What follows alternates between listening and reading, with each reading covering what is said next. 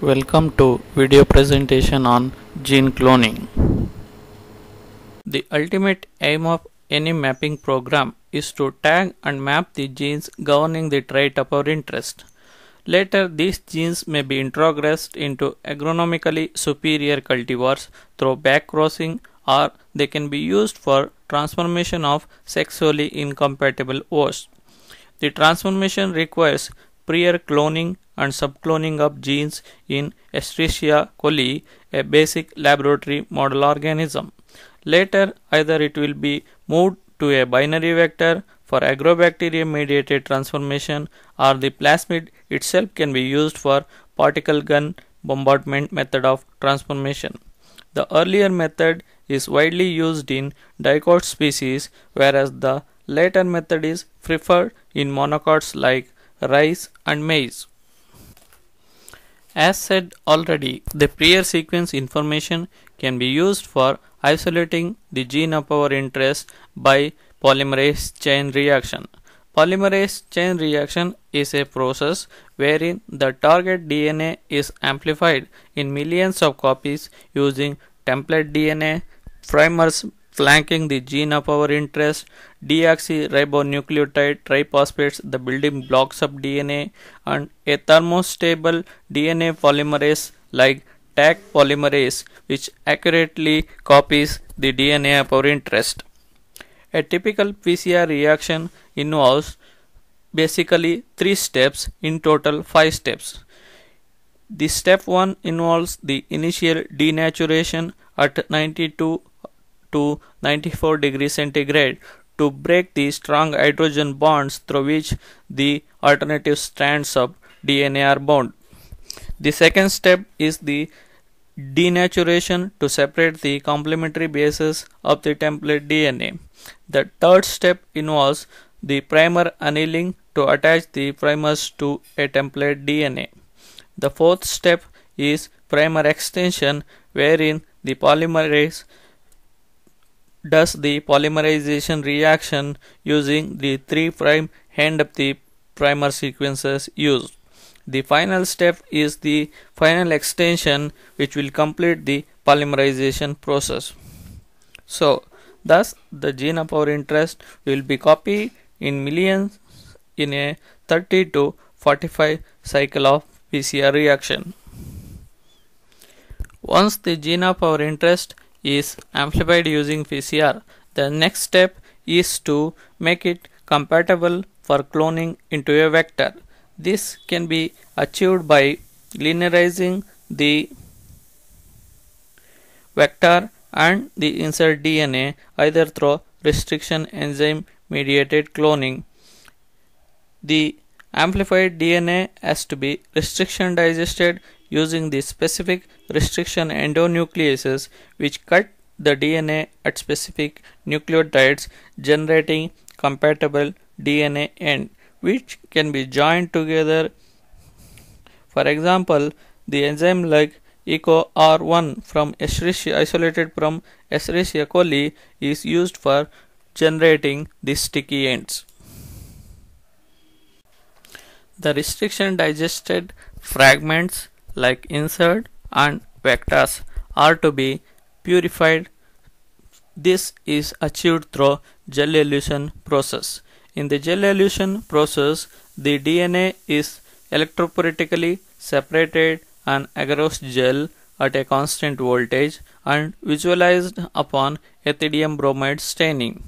Now the specific amplicons has to be removed from the gel by slicing it out on a high wavelength UV trans illuminator for a small period, and this slice is solubilized using specific chemicals and heating to high temperature around 60 to 65 degrees centigrade. The solubilized gel mixture is passed through an affinity column to bind the DNA. The bound DNA is eluted with a buffer like TrisCl or nucleus-free water. Once the restriction digested and purified vector and insert DNA are available, the next process is joining them together. This process is known as ligation. This is achieved by using an enzyme known as ligase isolated from T4 bacteriophage infected E. coli. The vector and insert DNA molecules having compatible restriction digested ends or the blunt end molecules can be joined together by using T4 DNA ligase. This process is carried out at 16 degrees centigrade for 12 hours or 22 degrees centigrade for 3 hours.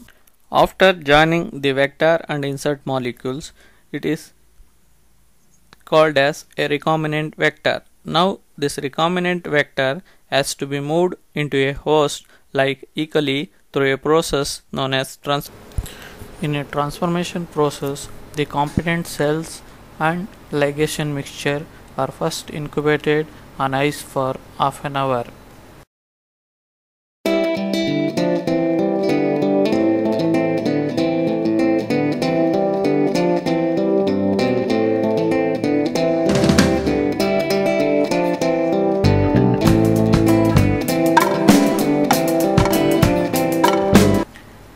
Then this mixture is subjected to heat shock at 42 degrees centigrade for 90 seconds.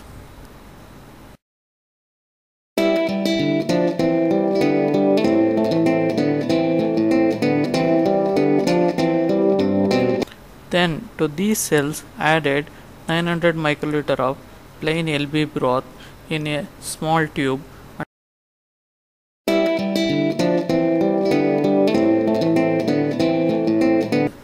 The tubes are incubated at 37 degrees centigrade for 3 hours to allow the cells to grow.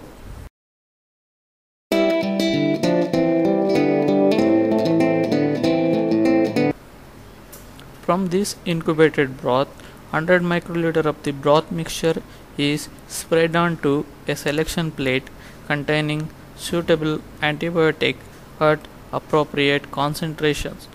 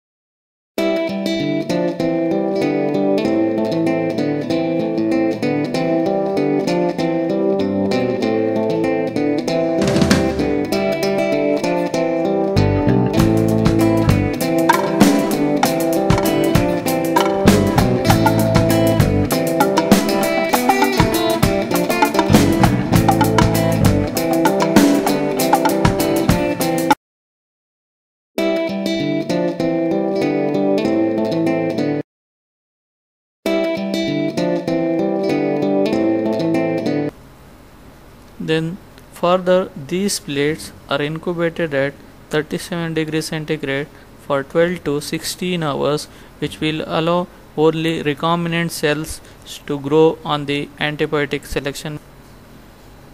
Later, only those recombinant clones growing on the antibiotic medium are subcultured and used for sequencing. The sequence information gives us the order of nucleotides in the gene of our interest. This information is further checked by subjecting the sequences to homology search through NCBI BLAST with the available nucleotide or protein databases. Based on the homology, the gene is identified as gene of our interest, and it is further used for construction of a plant expression cassette for expression in the desired host and moved to plant through either agrobacterium mediated transformation or particle gun mediated transformation to impart the desired trait into the target host.